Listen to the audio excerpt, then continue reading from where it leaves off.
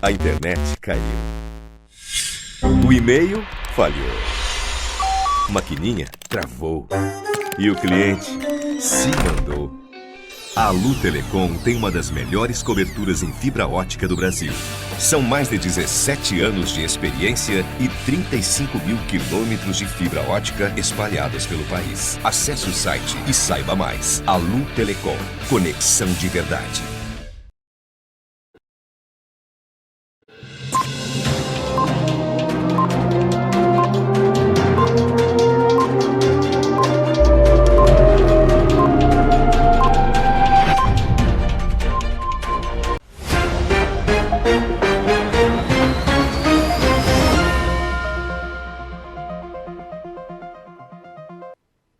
Olá, muito boa noite para você. Hoje é quinta-feira, feriado de Tiradentes, dia 21 de abril. Seja muito bem-vindo, seja muito bem-vinda a mais uma edição especial do Jornal do Acta. Como você sabe, todo feriado a gente tem uma edição especial para você no YouTube do Acta e também na TV Com Maceió, canal 12 da Claro TV Net, aqui na capital e que também transmite para algumas cidades do interior. E hoje eu vou bater um papo com dois jovens para falar sobre política. Está tão em voga o assunto hoje em dia, está tão na moda, está tão no centro da discussão a participação dos jovens na política e principalmente com essas campanhas dos tribunais regionais e também do Tribunal Superior Eleitoral para incentivar os jovens a tirarem o seu primeiro título de eleitor para poderem participar do processo eleitoral que está chegando agora em outubro. Então a gente vai conversar com dois jovens ativos politicamente, para entender um pouco mais a respeito da importância da participação deles nesse processo, da importância da participação deles na política e como eles colaboram, como eles estão ajudando no debate político e na procura de soluções para os problemas da comunidade, que é para isso, no fim das contas, que serve a política. Então, tudo isso, esse papo super especial, você acompanha já já. Faça uma pausa rápida, é o tempo de você avisar para todo mundo que a gente já está no ar, de novo, na TV Com e no YouTube do Acta. Volto já.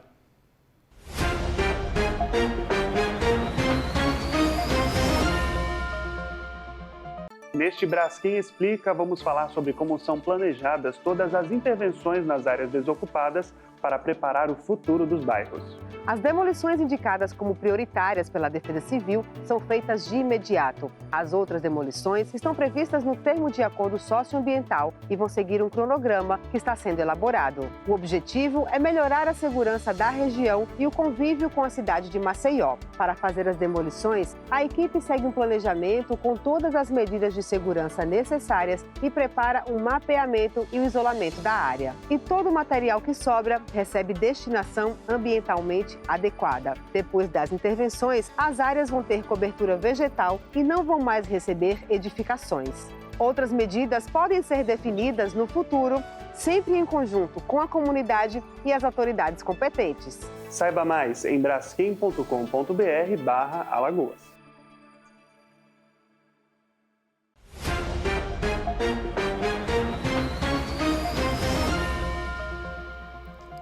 Estamos de volta e sem perder tempo, vou pedir para a Lil dividir a tela para vocês já conhecerem meus entrevistados de hoje.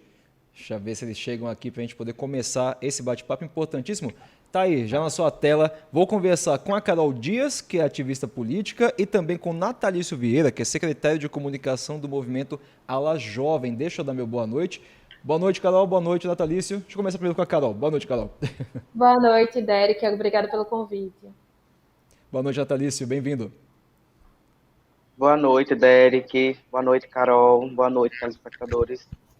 Muito bem. Antes de eu começar a nossa conversa, eu queria conhecer rapidamente um pouquinho mais a respeito de vocês dois, porque vocês estão envolvidos já, de alguma forma, com a política, acompanhando os processos, acompanhando a forma como é feita, também sendo parte importante desse movimento político, né, novo que a gente vem acompanhando por aí. Então, deixa eu começar com as damas, para conhecer um pouquinho mais a respeito da Carol. Me conte, Carol, como é que você se interessou, se envolveu em política, como foi que você veio parar nesse mundo louco da política nossa de cada dia?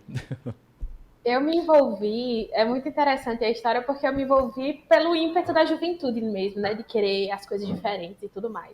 Então, quando eu tinha uns 13 anos, 13 para 14 anos, eu fui naquelas manifestações do não é por 20 centavos e tal, das passagens, e eu fui escondida da minha família. Não recomendo, mas eu fui, minha família não concordava e tal, mas acabou que eu fui. Chegando lá, eu escutei muitos brados, a manifestação era na sua maioria de esquerda, e eu vi muitos brados de que a polícia era fascista, que o governo era fascista. Eu, com 13 anos, olhei para minha irmã mais velha e disse: Camilo, o que é fascismo? Minha irmã é 2 anos mais velha que eu, e ela não se conformou. Se eu tô aqui hoje é por causa da insistência da minha irmã em me dar aquela resposta sobre o que era fascismo. A partir dali, a minha irmã começou a estudar e acabou me passando as coisas que ela já estava estudando. Consequentemente, naquele momento, eu comecei a ver os assuntos na escola. E depois disso, eu comecei a me envolver nos movimentos quando eu me identifiquei como conservadora, como de direita, na defesa do livre mercado e tudo mais. Eu comecei a me envolver nos movimentos de rua, ali já foi por volta dos 14 para os 15, bem nesse pulo, nos 15 anos. Eu já estava nos movimentos de rua que pediam fora Dilma, e daí eu só fui me engajando cada vez mais. Muito bem, então já daqueles movimentos dos 20 centavos que a gente acompanhou, acho que foi 2013, não foi? Obrigado, 2013, a Adia me ajudou aqui. Faz tempinho já que está envolvida nesse mundo político. E você, Natalício, me conte, como foi que você começou a se envolver, a ser a mais ativa assim politicamente? O que é que te atraiu para essa área? Então, Derek, eu não tinha interesse nenhum em política. O meu interesse na política começou lá no Grêmio Estudantil Tel Brandão, do qual eu, junto com alguns amigos, tive a honra de fundar. E foi a partir dali que começou o meu interesse pela política, e eu atuei durante 1 ano e meio como secretário-geral do Grêmio, e daí eu vi o quanto a política é transformadora. E depois que a gente terminou o ensino médio, a gente fundou um movimento aqui em Alagoas, o Movimento Ala Jovem, que busca representar a juventude em sua maioria, principalmente a juventude de Alagoas, dando voz a essa juventude. E foi aí que começou, lá no Grêmio Estudantil, o meu interesse pela política. Isso é bacana, você está vendo aí. Deixa eu perguntar, quantos anos você tem? Quantos você tem, Carol? 22. 22, e você, Tô me Natalício? acostumada com 22 que acabei de fazer. Acabou de fazer, com recém-completado. Parabéns. E você, Natalício? Eu tenho 20 anos. Pronto, tão jovem, nossa, eu me senti velho agora com meus quase 32. Mas é bacana você ver a galera, essa nova geração envolvida e também próxima do pessoal da idade deles, para tentar botar um pouco de consciência política. Por quê? Eu quero chegar na minha primeira pergunta dessa nossa conversa aqui, porque os números recentes do Tribunal Superior Eleitoral mostram que os jovens estão desinteressadíssimos em acompanhar a política, em participar do processo político, em votar, enfim. Tanto é que os números recentes, os últimos números divulgados, por exemplo, pelo TRE, mostram que desde o início do ano, aqui no estado, 14.667 jovens com idade entre 15 e 18 anos fizeram o primeiro título eleitoral. Isso, de acordo com o TRE, corresponde a mais de 80% da população dessa faixa etária apta a votar aqui no estado. Bom número, você deve estar pensando, mas se a gente for olhar no cenário nacional, a gente teve no país todo, em fevereiro, 830 mil jovens. Em março, esse número subiu um pouquinho, foi para 1.050.000. Mas, num país do tamanho do Brasil, ainda é um número baixo. E se você for parar para conversar com alguns jovens, algum pessoal uma moçadinha mais nova e tal, há um desinteresse, há um descrédito, enfim, elas acham que a política não é interessante ou que é jogo de cartas marcadas, enfim. Mas eu queria ouvir de vocês que estão próximos ali do pessoal jovem, do pessoal mais novo, estão conversando, estão tentando engajar politicamente esse pessoal. Aí eu vou começar agora com o Natalício, como a gente começou agora há pouco com a Carol, vou começar com o Natalício. Natalício, o que você acha que causa esse desinteresse dos jovens na política? Você acha que alguns deles já estão desacreditados, perderam crédito na política? Derek, eu acredito que o desinteresse vem muito por parte da formação que a pessoa tem, né? Às vezes, muitas das vezes, dentro da própria família, eu falo por mim, os meus próprios familiares falam, por que você tem esse interesse por política? A política só tem ladrão. E eu falo da minha trajetória, quando eu estou na minha roda de amigos, na minha roda de familiares, eu falo da minha trajetória, do que me levou a ter interesse pela política. Porque eu vi na pele o quanto a política é transformadora. E eu vi na pele o quanto a política pode ser transformadora no Grêmio Estudantil. foi lá com os alunos, sendo porta-voz dos alunos, nos interesses dele com a direção da escola, na melhoria. Então, eu acredito que o que leva esse desinteresse é muito do que as pessoas falam, e, na sua maioria, os familiares. E você, Carol? Mesma pergunta. O que você acha de onde vem esse desinteresse? Eu acho que eu concordo com o Derek que existe também a questão familiar, que as pessoas temem às vezes, mas eu não vou colocar nem a questão do engajamento político, porque aí estamos em partidos e tudo mais, eu acho que é uma coisa diferente. Mas você está interessado na situação política, logo você está interessado em saber por que votar. Eu acho que esse desinteresse, não só desse desinteresse geral, é interessante para certos setores da sociedade. O establishment, o estamento burocrático, ele é muito interessado nesse desinteresse. Por mais que muitos finjam que não estão interessados, eu acredito que eles têm muito interesse. Que as pessoas digam que todo político é ladrão, que política é sempre a mesma coisa, que nada presta, e que o jovem continue assim. E foi assim que que as pessoas foram levadas a votarem em voto de cabresto, a saírem votando em quem compra o voto, porque eu preciso tirar um proveito. Já que é tudo igual, então eu vou votar no que me dá algum interesse, o que me fizer algum favor. Eu acho que esse descrédito à política é muito interessante para muita gente. E a gente acabou, por conta dos grandes escândalos de corrupção, por conta dos momentos de crise que esse país passou, a gente acabou desacreditando, acho que, do próprio país, em vários aspectos, não só na política. E o jovem olha para isso e diz, eu não posso fazer nada, tá aí, o problema tá aí. Eu acho que essa é a mentalidade que a gente tem que mudar, de que é todo mundo igual. O motivo, acredito que seja esse descrédito mesmo que a população, não só o jovem, em geral, deu à política. E isso interessa a muita gente, que as pessoas parem de pensar que tem como mudar, que tem como fazer diferente. Pois é, inclusive vocês levantaram pontos bastante importantes mesmo, porque já esse desinteresse, essa falta de acompanhar a política, achar que é tudo igual, jogo de carta marcada, que não adianta fazer nada, que você não vai ter voz e tudo mais, já vem de fato de dois pontos, como bem destacou o Natalício. Bem de dentro de casa mesmo, às vezes a família é desinteressada em política, mas também tem o que a Carol falou. Quando você para olhar mais ou menos o que está acontecendo, não, em qualquer nível, municipal, federal, estadual, enfim, você vê coisas que de fato não tem o que fazer, porque né, meio que você perde a esperança. E a gente vê por exemplo, nessa campanha que o Tribunal Superior Eleitoral fez para chamar os jovens a fazerem o título, eu não me lembro, talvez vocês possam me corrigir se estiver errado, de nenhuma campanha tão pesada feita anteriormente. De você ter que convocar os artistas se envolvendo, a comunidade se envolvendo, a população se envolvendo também, que tem um pouquinho mais de voz na rede social, enfim, chamando os jovens. A gente teve alguns casos, até reportagens de mutirões feitos em escolas, em alguns lugares do país. Não sei se aconteceu aqui em Alagoas, mas já vi reportagens em alguns outros pontos do país, de mutirão, de jovem levando o computador para a escola, para fazer o título de eleitor dos colegas e tudo mais, porque os números eram baixos. E não tem subido, está acabando o prazo, os números ainda estão subindo muito devagar. Aí a minha pergunta agora é, vocês acham que essas campanhas assim, os artistas se envolvendo, a sociedade se envolvendo, chamando os jovens para participar, isso chama mais atenção, isso ajuda no despertar o interesse, ou o pessoal está indo porque não, está todo mundo fazendo, vou fazer também. Vocês acham que essas campanhas que estão sendo feitas ajudam, ao menos, a começar a fazer surgir um pouquinho de interesse nos jovens? Deixa eu começar ouvindo a Carol agora.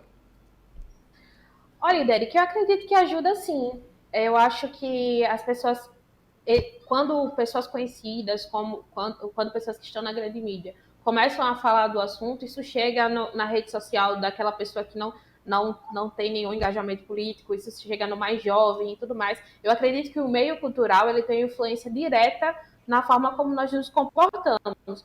Como também tem a questão de, minha amiga vai fazer, eu também vou fazer. Mas, além disso, eu acredito que muito mais do que não, a juventude tem que se engajar, a juventude é o novo e tudo mais. Beleza, ok. Não adianta a gente colocar essa juventude Eu estou falando em efeitos práticos. A juventude não tem que votar nem nada disso. Mas efeitos, eu acho que não adianta a juventude ir lá fazer o título de eleitor se a gente fica esse discurso de não, a juventude é a renovação, quando a mentalidade da juventude não traz essa renovação. A gente mantém as mesmas ideias, os mesmos parâmetros, a juventude continua votando no candidato que o meu bisavô votava, que o meu avô votava, não porque ajudou a minha família e tudo mais. Então, eu acho que junto dessa conscientização de você precisa votar, você precisa exercer o seu direito do voto, precisa também ser o seguinte, pesquise sobre o seu candidato, entenda o que você defende, o que é que você pensa, como você enxerga, leia as fontes primárias, não fique apenas na questão da rede social, porque é modinha, porque está todo mundo botando tal hashtag, porque tal manchete fala sobre isso. Pesquise, tenha conhecimento, forme sua opinião própria a partir das primárias. Eu acho que a partir daí a gente vai começar a ver resultados efetivos, tanto no interesse da juventude, na política, não apenas no engajamento partidário e tudo mais, mas da consciência. E aí a gente vai ver efeitos práticos nos mandatos, nas eleições. Eu acho que a partir daí a gente começa a mudar a mentalidade das juventudes que ainda virão. E você, Natalice, o que acha? Então, Derek, eu acredito que essas campanhas, elas ajudam sim, mas é preciso que os jovens e as pessoas tenham consciência de que a política ela faz parte da nossa vida. A política está em todo momento. Está desde o Grêmio Estudantil, a Associação dos Moradores. Então, as pessoas precisam entender que a política nos ajuda a tomar decisões. E isso afeta a nossa coletividade. Por isso, é importante os jovens participar das decisões políticas. Essas campanhas são importantes para que os jovens tirem o seu título de eleitor. Mas o mais importante ainda é que as pessoas façam, que os jovens compreendam que eles têm um papel, um poder. Eles precisam exercer a sua cidadania. Eles precisam tomar decisões. E deixa para a gente poder fechar esse bloco, eu queria fazer mais uma pergunta para vocês. Nas redes sociais, vocês também têm acompanhado essa discussão, quando começou toda essa campanha, esse movimento, não, jovem vai votar, teve uma galera considerável que criticou isso. Porque querem botar os jovens para votar, porque, enfim, vai manipular para votar no candidato X, vai votar no candidato Y, olha aqui, isso aqui é manipulação e tal. Vocês viram isso? Vocês acham que essas pessoas que questionaram, que criticaram, melhor dizendo, essa campanha de incentivar os jovens a tirarem o título, elas têm um ponto ou elas estão, digamos assim, lutando contra um fantasma, algo que estava só na cabeça delas? Aí, respeitando o ping-pong aqui, vou começar pelo Natalício agora. Não concordo de forma alguma. Eu acredito que essas campanhas são importantes. Na época que eu completei os meus 16 anos, eu tive uma euforia, eu quis tirar o meu título, eu quis exercer o meu papel de cidadão. É tão tal que foi em março, eu completei no dia 11 de março, e no outro dia eu já estava indo tirar o meu título de eleitor, para votar numa eleição de conselheiro tutelar. Então, eu acredito que é importante a gente exercer o nosso papel de cidadão. E você, Carol, o que você acha? Eu acho que esse tipo de polêmica, é muito fácil surgir esse tipo de polêmica, inclusive porque alguns artistas, algumas pessoas aí do meio cultural acabaram falando em nome, dizendo, olha, se você quer acabar com isso, se você quer tirar fulano de tal, vá lá e tire seu título. Mas eu acredito que o jovem tem sim capacidade de pensar por si só. Eu sou adepto do conselho de Nelson Rodrigues, que é jovens envelheçam e rápido. A juventude é um momento que tem que passar, a gente tem que amadurecer. A juventude é boa, beleza, mas acho que a gente tem que amadurecer. Nelson é sensacional quando ele diz isso. Mas isso passa pelo amadurecimento, pelas decisões que nós temos que tomar. Não acredito que vai ser manipulado ou nada disso. Claro que o jovem tem uma tendência a ser levado pelo meio, ser levado pelas multidões, a ser levado pelo coletivismo, mas isso não significa que isso vai ser um martelo, uma definição de que, não, se o jovem se fosse interessar na política agora, se o jovem for votar, vai ser para tal posicionamento, X posicionamento. Eu acho que a postura do indivíduo, nesse momento, se sobressalta. Muito bem. Então eu vou fazer o seguinte, vou fazer uma pausa agora, quero continuar ouvindo vocês. Agora, Na política propriamente dita, será que tem espaço realmente para o jovem? Porque a gente vê tanto o mesmo perfil nos políticos que a gente está vendo hoje em dia no poder, né? Então eu vou daqui a pouco ouvir de vocês da participação, se há espaço para os jovens na política atual. Mas isso daqui a pouquinho. Eu faço uma pausa e volto já já.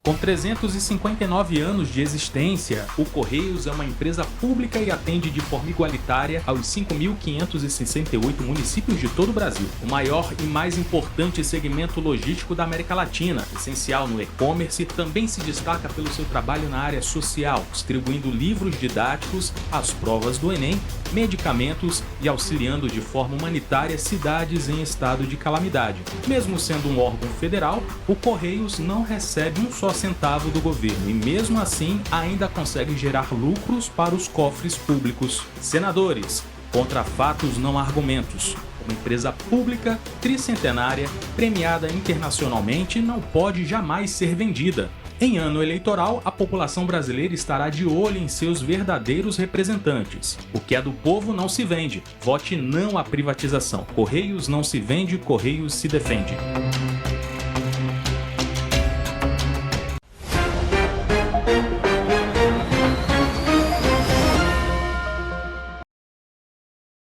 Do Acta Especial de volta nessa quinta-feira, dia 21. Estou conversando aqui com a Carol Dias, que é ativista política, e também com o Natalício Vieira, que é o secretário de comunicação do movimento Ala Jovem. Eles já estão aqui. A gente estava conversando agora há pouco, no bloco anterior, a respeito desse convite, da iniciativa dos jovens fazerem o título, se engajarem, entender o que está acontecendo para poder participar das eleições. Mas agora a gente vem chegando na parte na política propriamente dita, do que está posto, do que a gente vê hoje em dia nos municípios, nos estados e também na União, que é o espaço à participação dos jovens. A gente sabe que partidos têm movimento de jovens, vários inclusive, mas o que a gente vê hoje em dia, não sei se vocês vão concordar comigo, que a maioria esmagadora dos políticos que a gente tem hoje em dia seguem todos o mesmo perfil.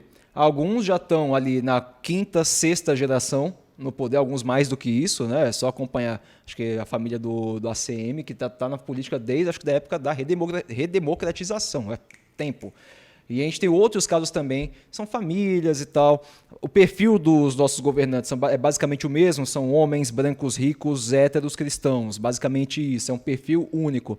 E a gente vê pouca variedade, tanto de sexo, raça, religião, idade, né? A gente não tem muitos políticos, chamados assim, novos, jovens, nas casas legislativas e também nos executivos. A gente consegue contar nos dedos. Por exemplo, aqui na Câmara de Maceió, eu consigo pensar em 3. Você tem a Teca Nelma, você tem o João Catunda e você tem a... Me fugiu o nome dela agora, eu estou esquecendo o nome das pessoas, é a idade chegando. Mas eu consigo pensar em... Eu estou sem seu áudio, Carol. Tá. Pode falar agora, acho que eu consigo te ouvir. Jovem, Brivaldo. acho que é só a Teca, o Catunda e o Brivaldo. Jovem, de idade. Isso, de idade mesmo. Não exatamente de primeiro mandato, por assim dizer, que a gente tem alguns nomes mais, de idade mesmo. O pessoal ali, da galera mais jovem dessa geração atual. A gente não tem tantos, eu consigo pensar de poucos também na Câmara dos Deputados, na Assembleia Legislativa, no Senado. São poucos, a maioria ali segue a mesma linha, né? o mesmo perfil. Aí eu queria ouvir de vocês, visto isso, posta essa situação, há realmente espaço para o jovem participar do processo político atualmente? Ou a gente vai continuar vendo só os mesmos, não vou nem dizer o mesmo nome, o mesmo perfil, que se você colocar essa máquina de Xerox, né, basicamente o mesmo perfil o tempo todo que a gente vê. Mas na opinião de vocês, tem realmente espaço para o jovem participar do debate político, propor soluções, estar dentro da Casa Legislativa como um dos nossos representantes? Deixa eu começar com a Carol, essa rodada. O que você acha, Carol? Derek, o espaço, eu acredito que ele exista, mas ele custa muito caro, ele é muito suado para o jovem participar. Porque normalmente quando o jovem chega esse espaço, primeiramente, quando você chega para ser candidato, é espaço partidário, as pessoas já não lhe dão tanto crédito se você não é filho de alguém, se você não é parente de alguém, então você tem que, esse espaço você tem que conquistá-lo a suor, lágrimas, então é muito complicado. Principalmente porque, pelo menos no nosso estado, eu vou falar nível de estado, nós temos um estado que ainda vive do coronelismo, majoritariamente mandados por cabeças políticas, e onde é muito complicado você ganhar um espaço, uma vaga, que seria tão cara para um aliado, eles vão lhe dar uma vaga, é muito difícil. E não uma conjuntura partidária viável, é muito complicado. Eu enxergo que esse discurso da juventude, esse discurso até de outros grupos, de mulheres, de negros, ele só cola legal, ele só pega bem quando se trata da questão partidária, do âmbito partidário, quando é para promover alguém meu. Mulher só é legal se for para me servir de alguma maneira. Jovem só é legal se for meu sobrinho, se for meu enteado, e assim vai. Juventude na política. Vai fazer tudo, a postura do coronel, tudo que eu mandar, mas juventude na política, a imagem é que conta, né? Mulher na política, olha, veja, estão botando a mulher na política, não? Porque perdeu os direitos políticos, agora vamos botar uma mulher na política. É assim, a gente sabe que é assim que funciona. A gente tem consciência disso. Então, talvez exista espaço para o jovem engajado politicamente, dependendo do cenário partidário, dependendo da conjuntura política. Mas esse espaço para o jovem que chega sem sobrenome, sem parente, sem dinheiro, porque o dinheiro aqui, infelizmente, no nosso estado conta muito. Esse espaço ele é conquistado diante de muita luta, diante de muito suor, de muitas lágrimas. Então a gente fica falando muito em espaço, participação da juventude na política, mas parece que, aí você falou aí das juventudes partidárias. A gente só vê surgir juventude partidária meses antes da eleição, porque você vai arrumar, me desculpem o termo, mas assim, eu sou muito, muito transparente, um rebanho de besta para fazer campanha de graça para alguém, você não vai precisar gastar dinheiro, então bota esse rebanho de besta aí para fazer campanha para a gente, e depois acabou a juventude partidária, você não promove evento, você não promove engajamento, você não promove formação, e juventude partidária só existe 6 meses antes da eleição, para promover uma pré-campanha e uma campanha legal, depois disso acaba a juventude partidária. E você, Natalício? Inclusive, só uma coisa antes de você falar, Natalício, a Carol estava falando, me lembrei aqui, quando houve essa reforma, né, política, e foi-se criado um sistema para que as mulheres pudessem estar mais presentes nos partidos, mas o que a gente viu foi outra coisa. As mulheres colocadas em candidaturas fantasmas só para cumprir tabela e não perderem a verba partidária, né? Foi bem aí nessa linha do que a Carol falou. Só roubar um pouquinho da fala do Natalício, só um minuto. Mas, assim, essa questão da participação das mulheres nos partidos é uma questão assim, muito polêmica, porque criaram-se cotas para que as mulheres participem, mas as mulheres são tratadas no processo eleitoral como um produto. Só é interessante a mulher participar da eleição se for para ou é minha parente, ou alguém que eu vou eleger, aí é legal a pessoa estar aqui, ou então ela só participa do processo eleitoral para ser laranja, fantasma, seja lá o que for. Então é uma questão muito problemática essa questão da mulher no processo eleitoral. Pois é uma situação bem complicada que parece que não há pouquíssimo interesse para resolver. Mas, Natalício, pergunta anterior, você acha que há espaço no que a gente tem hoje, há espaço para o jovem se envolver mais, estar lá presente no meio da política, apesar desse perfil que a gente vê hoje nas casas legislativas, nos executivos? Eric, eu concordo com Carol. O espaço, ele existe, porém a juventude, as mulheres, os negros, os LGBTs que ia mais, tem que conquistar. E a juventude e os demais só vamos conquistar através do voto. Né, que o voto é o nosso poder. Então, a juventude precisa conquistar espaços no poder público, precisa propor políticas públicas para a juventude de formas efetivas que venham a agregar na sociedade. E isso é importantíssimo porque um outro ponto também desse nosso tópico é que você tem uma sociedade muito diversa. Né? A gente tem homens, tem mulheres, tem héteros, tem homossexuais, você tem trans, você tem católico, você tem evangélico, você tem as pessoas da Umbanda, você tem todo tipo de gente, são vários pensamentos diferentes, várias vertentes, mas como vocês destacaram, a representatividade é muito pouca. A gente está aqui falando de jovens hoje, porque é o tema, é o norte da nossa conversa, mas é como o Natalício esticou um pouco mais a corda, a Carol também, quando na fala dela, esticando um pouco mais a corda, a gente consegue expandir isso para praticamente todos os aspectos da nossa sociedade. E eu queria ouvir a opinião de vocês numa coisa, que há espaço, falta representatividade, e a gente vê, de novo, eu insisto nisso porque é fato, às vezes a gente não para olhar, mas é fato que a maioria dos nossos políticos segue uma cartilha, tem um perfil do político aqui no Brasil. Na opinião de vocês, o que é que falta? E aí eu vou expandir essa conversa aqui para toda a sociedade. O que é que falta para nós eleitores, para a gente entender que a gente precisa diversificar mais os nossos representantes? Acha que seria receio do novo, porque os nomes que vão aumentar essa diversidade são de pessoas novas que não têm tanto histórico na política? Você acha que isso pode ser alguma coisa que atrapalha? Ou o pessoal que já está lá fala tão alto que acaba roubando toda a atenção e o pessoal que poderia ajudar a diversificar um pouco mais a conversa lá dentro acaba ficando de fora? Natalício, começando com você. Derek, a diversidade ela tem que existir. Hoje a nossa sociedade ela é muito diversa. Eu acredito que as pessoas têm um receio de colocar o novo, tem medo do novo, tem medo de colocar uma pessoa nova lá, diferente, e ela não ser igual à anterior. A gente precisa ter consciência que a gente precisa diversificar a nossa sociedade. A gente precisa de uma mulher preta no poder. A gente precisa de uma secretária trans. A gente precisa diversificar a nossa sociedade. A gente precisa ter consciência de que o novo pode ser legal, pode ser melhor, pode acrescentar e muito.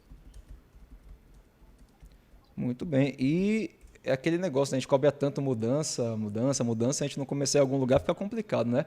Cara, a sua câmera girou, opa, tá aí. Opa, vira de novo a sua câmera que você tá deitado aqui, pronto, é aí. Esse é o ponto, perfeito. Tá ótimo.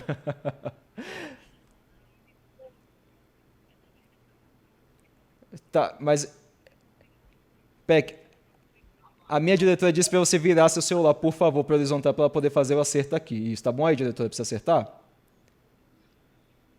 Aí liga a rotação do celular, por favor, para a gente poder te enquadrar aqui certinho. Que enquanto a gente faz esse ajuste aqui com a Carol, acho que está desligado. Pronto, perfeito. É isso aí, diretora? Só Pronto, segurar. quem sabe faz ao vivo. Vamos deixar a Carol acertar aí a câmera para a gente poder continuar a nossa conversa. Tecnologia, minha gente, é um negócio de doido. Agora sim. Até a gente que sabe mexer, às vezes se surpreende, que dá uns negócios de vez em quando, né? É uma loucura. Carol, você... Deixa só a Muito pergunta: bem. o que é que falta na sociedade, né?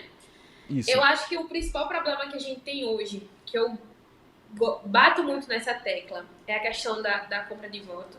Infelizmente, a nossa sociedade hoje ainda está pautada nisso.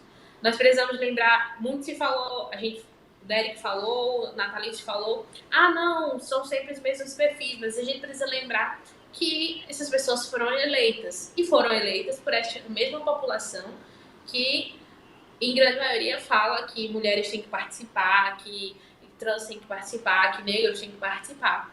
Porque a pergunta que fica é por que essas pessoas não são eleitas? Essas pessoas não são eleitas porque o sistema eleitoral, a coisa eleitoral é muito amarrada em relação à compra de voto, à troca de favores.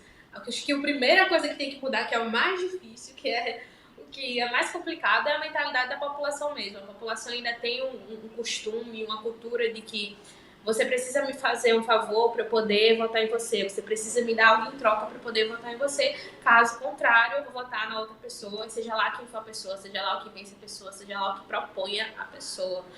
E eu vejo muito um discurso demagógico.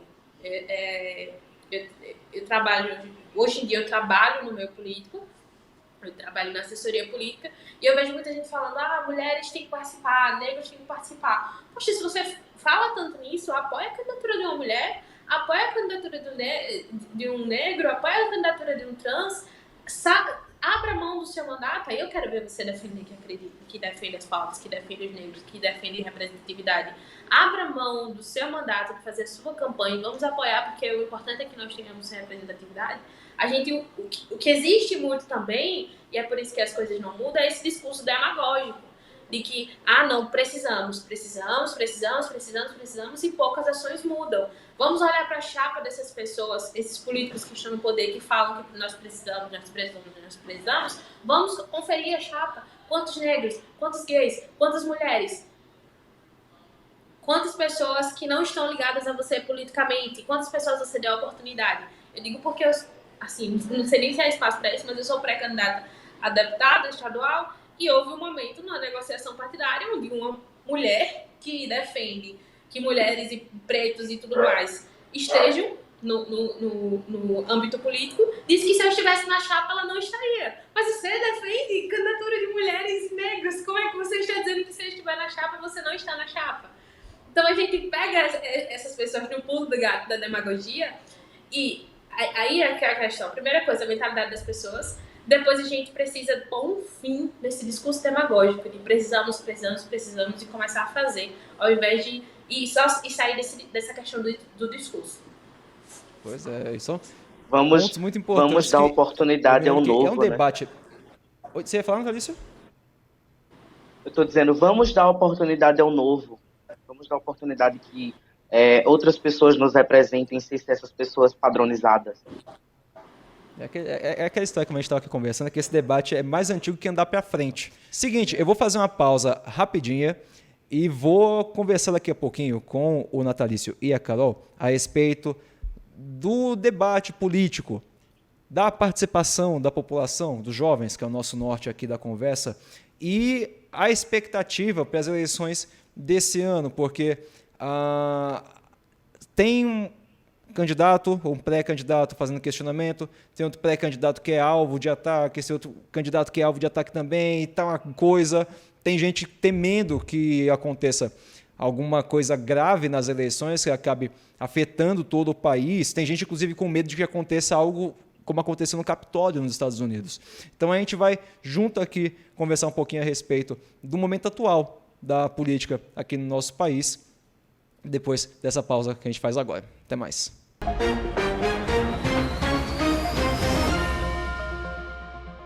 Neste Braskem Explica, vamos falar sobre como são planejadas todas as intervenções nas áreas desocupadas para preparar o futuro dos bairros.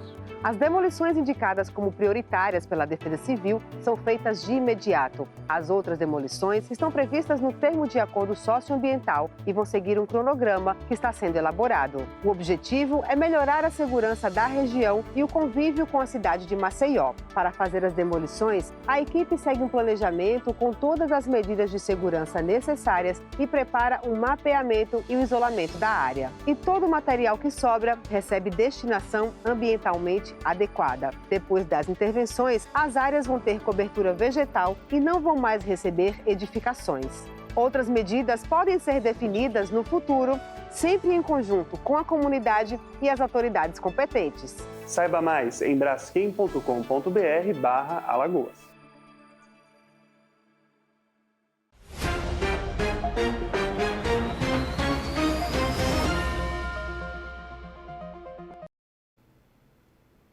Estamos de volta com o Jornal do Acta Especial. Nessa quinta, feriado, você está aí descansando, né? Não sei se você vai imprensar, mas amanhã, sexta-feira, muita gente vai voltar a trabalhar, como nossa equipe aqui, que esse programa hoje está sendo gravado, a gente gravou ontem, e amanhã a gente volta ao vivo aqui para você. Então a gente está já pronto para sexta-feira. Você está trabalhando aqui, se você está de folga, está descansando amanhã, vai descansar também. Que bom contar com a sua companhia e que invejinha a gente sente de você que vai descansar amanhã. E eu estou conversando aqui sobre política, com dois convidados muito especiais, a Carol Dias, que é ativista, e o Natalício Vieira, que é secretário de comunicação do movimento Ala Jovem. A gente já chegou no nosso último bloco aqui do Jornal do Acta, e eu quero, com vocês, conversar um pouquinho sobre o cenário atual. Sem citar o nome dos candidatos, sem falar de A ou de B, e sim do clima em geral, porque eu não sei se vocês concordam comigo nessa, e eu vou querer ouvir vocês primeiro a respeito disso, que há um clima extremamente hostil na eleição. Eu acho que, desde que eu comecei a me envolver mais diretamente na cobertura política aqui no Acta, já antes também na outra empresa onde eu trabalhava. Desde os 16 anos, quando eu comecei a participar de fato do processo político, eu acho que eu nunca vi um clima tão pesado, um clima tão agressivo, por assim dizer, por falta de palavra melhor, usar agressivo, na eleição. Né? Tem muita gente com medo que a gente veja um repeteco do que aconteceu nos Estados Unidos. Vocês compartilham disso? Vocês também estão sentindo que as pessoas estão levando um pouco a risca-faca, ferro e fogo demais esse processo que deveria ser uma coisa debatida, uma coisa conversada, mas agora está uma coisa partindo, em alguns casos, literalmente, para agressão física? Como a gente fechou o bloco anterior com a Carol, a gente começa esse com ela. Carol, o que você pode dizer? Olha, eu acredito que o clima vem ficando tenso, sim. Na verdade, eu não acredito que já chegou nesse ponto hostil, talvez seja uma sensação minha. Eu acredito que essa eleição ela tende a ser muito mais tensa, sim, do que 2018 foi, por exemplo. E em 2018 nós tivemos um candidato sendo agredido, sofreu a tentativa de assassinato. E eu não sinto que já chegou esse momento de sentir esse clima de hostilidade, mas eu acredito, não duvido que ele virá, porque essa eleição ela tende, como eu já disse, a ser muito mais polarizada, a ser muito mais de times. É triste demais a gente ver as pessoas parando de falar com o familiar, discursos de não ignore seu parente que pensa assim, ignore sua mãe, seu pai, seus irmãos, se alguém pensa assim. As pessoas, acho que as festas de família esse ano ficaram muito mais complicadas. Então, realmente, eu compartilho desse sentimento que pode piorar. Não sei se a gente já está nesse momento. Eu não sinto isso. Mas eu acho que pode sim chegar no nível de atrito mesmo de ambas as partes. Acho que a gente entende que essa eleição, por mais que existam outros candidatos, é sobre um lado, sobre outro, é sobre uma coisa, sobre outra. Propostas de governo diferente, propostas de Brasil diferente. E nesse momento acaba que as pessoas começam a se degladiarem mesmo. Eu acho que esse ano vai ser muito, muito, muito mais pesado, muito mais sofrido, uma eleição muito mais sofrida, corrida assim, do que 2018 nesse sentido, das pessoas estarem muito afiadas, muito envenenadas, qualquer coisinha, qualquer posição, qualquer coisa vai ser um ponto para estourar algum problema maior. Eu tenho muito medo disso. E você, Natalícia, o que acha?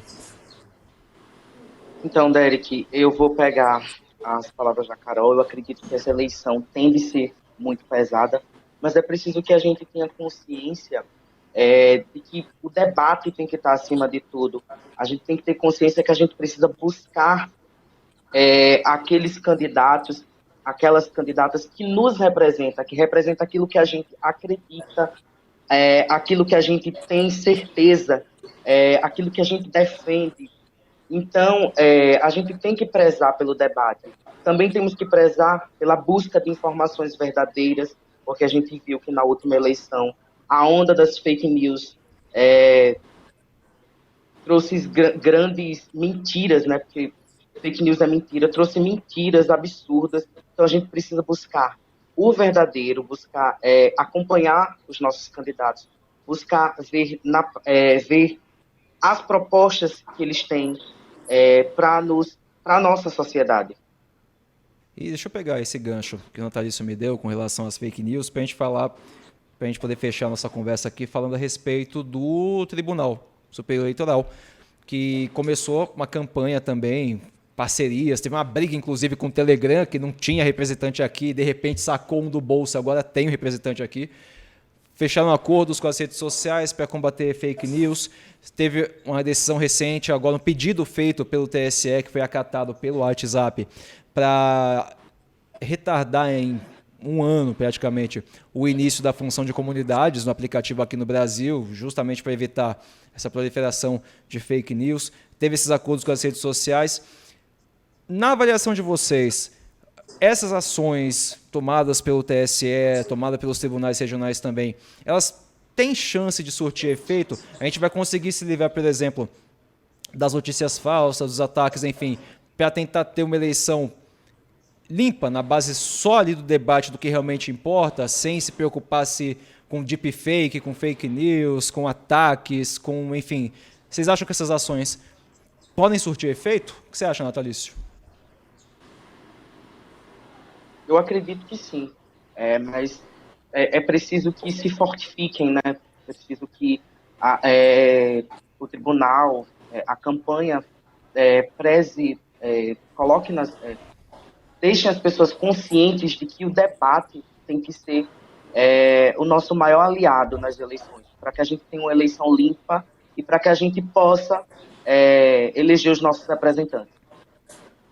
E você, Carol? Não, eu não acredito, Derek, de verdade. Eu acho que o que se instala hoje no Brasil é um tribunal da verdade, como falava George Orwell em 1834, acho que é esse livro, estou até 1984. E eu acho que o que se impõe hoje no Brasil é o tribunal da verdade. Fake news, como muito bem disse o Natalício, é o que a gente chama de mentira. E quando a gente se propõe ao debate, quando a gente fala, por exemplo, eu acredito muito que o debate e o embate se dá no âmbito das ideias. Então, quando a gente se propõe a ir para o debate, nas estratégias gregas do debate da antiga Grécia, a gente já ouvia falar em falácias. Então, a pura mentira, ela faz parte do processo político. Tanto se for contra ou a favor que o que eu defendo. Cabe à minha capacidade de responder essas mentiras. Agora, quem diz o que é verdade, quem diz o que é mentira? A gente vai criar um tribunal da verdade aqui no Brasil? Esse tribunal está favorável a quem? Quem vai definir até que ponto o que é verdade, até que ponto o que é mentira? É um grande problema, porque a gente aí começa a apoiar a censura, a apoiar que as pessoas sejam caladas. Se você falar algo que eu não considero verdade, que eu não considero que eu concorde, a partir daí eu vou começar a dizer que você está mentindo, que você está propagando fake news, e você precisa ser punido, porque você não fala o que eu concordo, porque o que um tribunal concorda. Aí a gente começa a fazer a censura. E isso é muito bom enquanto está fazendo com o meu inimigo. O problema é que amanhã vai ser feito comigo. A gente precisa ter consciência de que, enquanto está me servindo, tá tranquilo. Mas e amanhã, quando começar a ser feito com você? Porque hoje, quem está na mira desse tribunal da verdade, dessa artimanha, essa armadilha aí dessas supostas fake news, da mentira, seja lá o que for, é um grupo. Mas e amanhã? Amanhã vai estar na mira, quem estará na mira? Pode ser eu, pode ser você, pode ser qualquer um. Então eu sou completamente contra, por exemplo, você interferir numa empresa privada que não faça avanços, que tenha que ter um funcionário assim assado, da maneira que se quer, por conta de um projeto meu. A empresa privada, ela tem que fazer seus avanços, ela tem que fazer o que ela bem entender, não mais por causa do processo político. Quem não quer participar do processo político estando inserido nessa rede social, estando inserido nessa empresa privada, saia dessa rede social. Veja, eu faço parte do Instagram, muitas vezes o Instagram breca, censura, coloca comigo, com conhecidos. A partir do momento que eu não me senti satisfeita, que eu não me senti representada, eu saio dessa rede social. Há uma perseguição às supostas tias do Zap. Quem não tem um avô, uma avó que manda uma corrente de WhatsApp dizendo assim, se você compartilhar isso 10 vezes, seu sonho será realizado. Todo mundo tem um tio, uma avó. Essas pessoas também vão ser colocadas como se estivessem compartilhando fake news, porque todo mundo sabe que não vai ter um sonho realizado. Mas isso é uma mentira, é uma besteira de internet. Ou as pessoas começam a se conscientizar que se a gente promove censura hoje, amanhã a gente vai ser a vítima da censura, ou nós vamos chegar num momento muito sério do Brasil, onde não se pode falar algo que os tribunais, os juízes, os magistrados discordem, porque a partir daí você vai ser calado. Quem está no poder hoje é um grupo político, amanhã será outro, amanhã as coisas passarão. O que nós entregaremos para a nossa sociedade? A promoção de censura? É um problema muito grande, então eu não acredito que essas medidas sejam boas, saudáveis para a democracia, porque é isso que a democracia faz, esse é o bônus. A democracia ela é feita de bônus e ônus. O o ônus está em as pessoas poderem mentir. As pessoas podem mentir, isso existe. As pessoas podem mentir, as pessoas podem inventar coisas. E que se forem mentiras muito graves, se forem problemas muito graves, que venham ferir a honra, que venham ferir a dignidade de alguém, existem ferramentas jurídicas para isso. Agora, a gente criar uma ferramenta jurídica que não existe no nosso meio jurídico para punir quem discorda de mim, eu acho muito problemático para o Brasil e para a democracia. Ô, Carol, só uma última coisa para a gente encerrar, só para a gente poder complementar essa parte da conversa. Eu me lembro que em 2018 a gente teve aquela história, eu acho emblemática, meio ridícula, mas emblemática, porque muita gente caiu na tal da mamadeira da piroca. Vocês lembram dessa história, né? A gente tem, por exemplo, algumas fake news que são mais imbecis, tipo essa, que são mais fáceis de você saber, não, isso é mentira. Não acho que essa é a ferramenta que é mais fácil de você derrubar, por exemplo, essa história, que, por exemplo, minha tia recebeu essa história e acreditou. Achou que, de repente, que o Haddad ia distribuir uma mamadeira de piroca para as crianças. Você não acha que tem um fundo ali que essas conversas, essas ferramentas ajudariam a combater para a gente poder se concentrar nas coisas que são realmente necessárias de debater? Ou a gente, sei lá, deixa aí a mamadeira da piroca que o povo uma hora descobre que é falso? Esse é comigo ou é com o Natalício? Com você, só para você poder complementar. Veja, se é verdade ou mentira, a vida toda na política as pessoas falaram verdades e mentiras. E toda campanha política tem um monte de político mentindo, minha gente. Toda campanha política, aí cabe às pessoas, aí você basear que a eleição foi pautada em um ponto que eu particularmente nem sei se é verdade ou se é mentira, nem me interessa. Aí esse para mim não é o ponto crucial. O ponto crucial é eu devo calar a pessoa por ela falar algo que eu não sei se é verdade ou se é mentira. Essa pessoa precisa ser punida por isso. É muito complicado, é muito difícil de você falar. Por eu discordar de você, nós chegamos ao ponto no Brasil onde o deputado federal foi preso. Isso é absurdo, isso é difícil, porque falou algo que ofendeu alguém, que alguém não gostou. Que processo democrático é esse que nós vivemos? Ou a gente defende a democracia, onde todo mundo, todos, os que eu concordo e os que eu não concordo, tem o direito de falar o que pensam, o que querem, o que desejam, Ou a gente defende que, não, peraí, pode falar até aqui, depois daqui, não. Depois daqui você vai ser punido, você vai ser preso, você vai ser censurado, seja lá o que for. A gente caminha para um problema muito grande. Se é mentira ou se é verdade, a gente precisa... O jornalismo está aí para isso. Para esclarecer as pessoas. Olha, isso aqui não é verdade. Isso aqui é mentira. É para isso que serve o jornalismo. Olha, eu acho que esse ponto aqui, fulano não falou a verdade. Esse ponto... Não cabe ao cidadão comum que está ali no WhatsApp compartilhando uma corrente, ou se está ali no Instagram compartilhando uma notícia que viu alguém soltando, ser punido por isso. Ser punido porque recebeu uma informação e compartilhou essa informação. Ser punido porque leu alguma coisa errado e compartilhou, mandou para um grupo de família. Nós estamos caminhando para um caminho muito perigoso da democracia no Brasil. Eu ia encerrar agora, mas para ser justo, falar? deixa eu dar um espaço também para o Natalício falar, para a gente poder fechar o programa. Seu espaço, Natalício. Então, Derek, eu acredito que a gente não deve calar as pessoas, mas a gente precisa ter o poder de questionar. Se eu recebi determinada informação de candidato X num grupo de WhatsApp, eu preciso me questionar, procurar saber se aquilo é verdade. Hoje existem vários sites confiáveis. Então, se eu recebi informação tal, mamadeira de piroca, vou buscar saber se isso é verdade. Porque, como ela bem falou, o jornalismo está aí para isso. O jornalismo dá a informação, traz a verdade.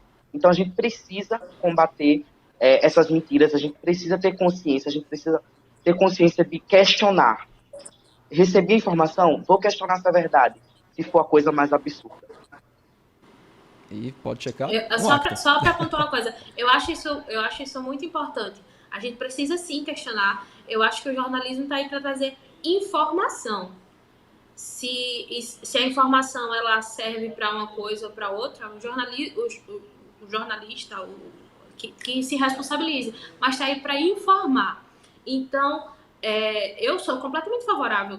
Várias vezes já recebi mensagem de alguém, olha, você viu isso e isso, tal pessoa fez isso. De onde foi que você tirou isso? Onde é que tá isso? Onde foi que saiu? Hoje a gente começa a conscientizar as pessoas, a questionarem que isso é um caminho não só em relação a fake news, em relação a muitas coisas no país, a questionarem as informações que recebem, a pensarem bem se compartilham sobre alguma coisa, ou a gente começa a fazer o que está acontecendo hoje, a punir. Você pensou desse jeito, postou essa coisa, falou desse jeito, vamos lhe punir. E não é assim. Eu não acredito nesse país, eu não acredito nessa democracia. Muito bem. Vocês já estão convocados a aparecer aqui de novo para a gente continuar conversando. Foi muito bom conversar com vocês dois. Foi um prazer recebê-los aqui no jornal. A Carol Dias, que é ativista política, e o Natalício Vieira, que é secretário de comunicação do movimento Ala Jovem. Foi muito bom. Acho que há muito tempo que a gente não tinha um debate, uma conversa aqui no jornal sobre esse assunto tão atual. E vocês foram muito bem. Gostei muito de conversar com vocês dois aqui. Deixa eu agradecer individualmente a cada um. Carol, muito obrigado pela sua participação aqui no jornal. Eu que agradeço o convite, Érica, agradeço a Natalícia aí por participar aqui junto comigo. E deixo aí a mensagem para que todo mundo procure se encontrar primeiro individualmente e participar dos processos que o país vem enfrentando. Encontre o que você pensa, leia quem você discorda, leia quem você concorda, parta do pressuposto de que você não sabe de nada, para a partir daí você formar o tempo das coisas e participar dos processos, principalmente os jovens, participar dos processos que o Brasil vem enfrentando. Muito obrigada pelo convite. Valeu. Natalício, muito obrigado para você também. Oi, Derek, muito obrigado pelo convite. Carol, foi uma satisfação conhecê-la, espero conhecê-la pessoalmente para que a gente possa conversar um pouquinho. E eu deixo um recado para os jovens que estão aptos a tirarem o título, que exerçam o seu papel de cidadão. Muito obrigado mais uma vez, Derek, muito obrigado ao Jornal Acta. E lembrando que acaba dia 4 de maio, viu? Tá acabando o prazo. Isso.